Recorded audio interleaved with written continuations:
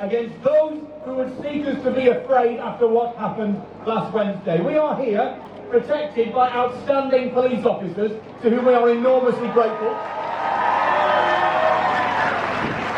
We remember those people who attack us, whether it be the murder of Joe Cox or the appalling death and murder of Keith Palmer this Wednesday and the others who died on that bridge just yards away from us here. Those people who hate us, they hate our democracy, they hate our freedom, they hate our way of life, they hate our liberty, they hate our love of country, they hate our peace. We need to make sure that our response is not to have less of those things, but to have more of those things. So we stand in defiance of that attack.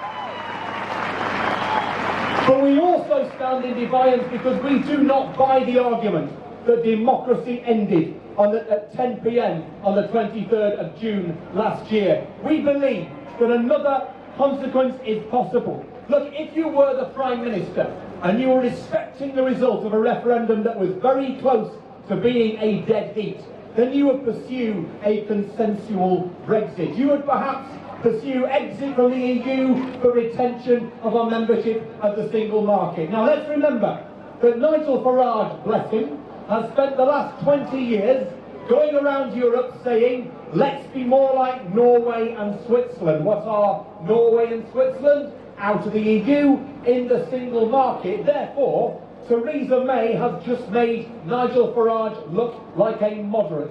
She has chosen the most extreme version of Brexit, the most divisive version of Brexit, a version of Brexit that does not unite our country but divides our country.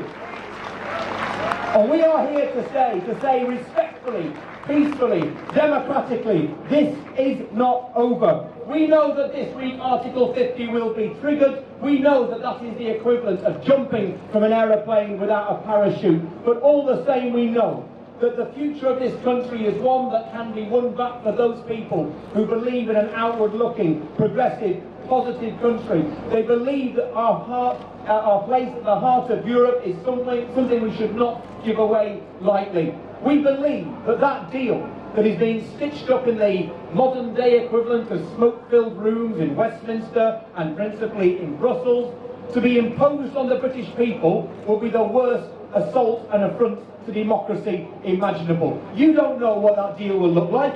I don't know what that deal will look like. Theresa May doesn't know what that deal will look like. And David Davis hasn't got a clue. And country that says a better way forward is possible, a better way possible is necessary. And I want you to look at those signals of hope around the world. I look at Justin Trudeau at the North Atlantic. I want you to remember, on the other side of the North Sea, our friends in the Netherlands, the Dutch are so liberal, they got two liberal parties and they both won and saw off Geert Wilders in the process. So believe that another outcome is possible. Believe it is possible because it is. And I want to just finally say this. Why am I here today? For all the reasons I have set out. Honestly, I am here because of my kids. Because all of you and all of us in the next 20, 30 years will need to look our children and our grandchildren in the eye. And I want to be able to say to them, I did everything. I did everything possible to keep this country open, tolerant and united. And I want to say that I did everything and that we won.